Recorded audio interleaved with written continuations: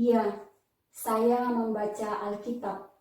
Karena menurut saya membaca Alkitab itu merupakan usaha atau tanggung jawab saya secara pribadi untuk mengenal Yesus Kristus secara lebih dalam.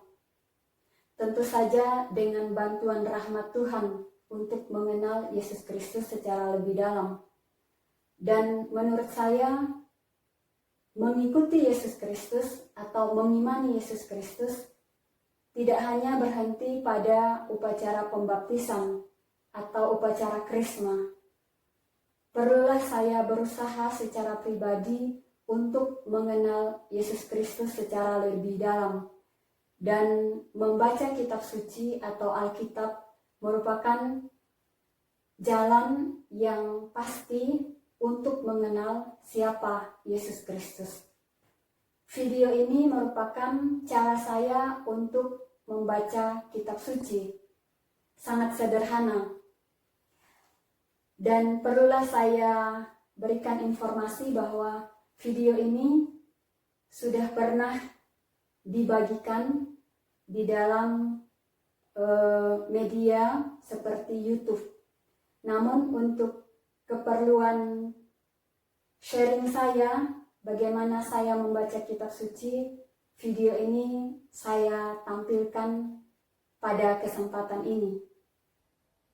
Saya akan membagikan pendalaman saya terhadap Injil Markus bab 9 ayat 2 sampai 10.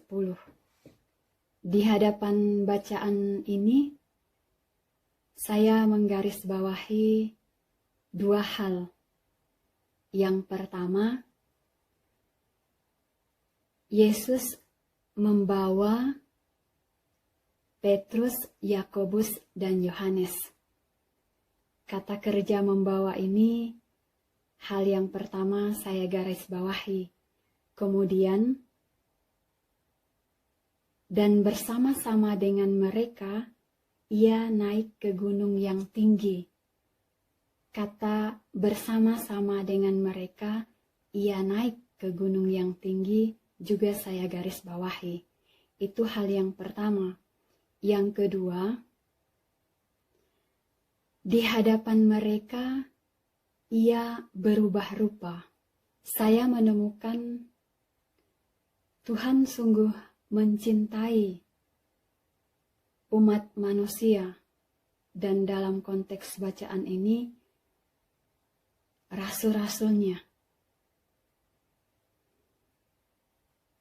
Seperti yang nanti kita tahu pada hari di mana Yesus akan disalibkan, Petrus menyangkal Yesus. Tetapi pada kesempatan ini Petrus menjadi yang istimewa karena dia dibawa oleh Tuhan. Di situ saya melihat Tuhan mencintai manusia. Mencintai manusia tidak berhenti, tidak melihat kelemahannya, kendati dia tahu. Kemudian saya juga melihat bagaimana Tuhan itu berkenan memberikan kesempatan kepada manusia untuk menyaksikan kebesarannya. Dari poin yang tadi saya garis bawahi, dikatakan dia berubah rupa di depan ketiga rasulnya itu. Di depan Petrus, Yakobus, dan Yohanes.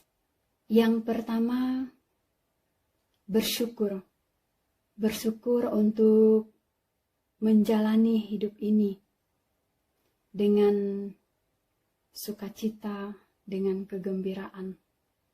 Tidak boleh jahat kepada orang lain, kepada sesama, kepada teman-teman di sekitar, di satu rumah, di komunitas.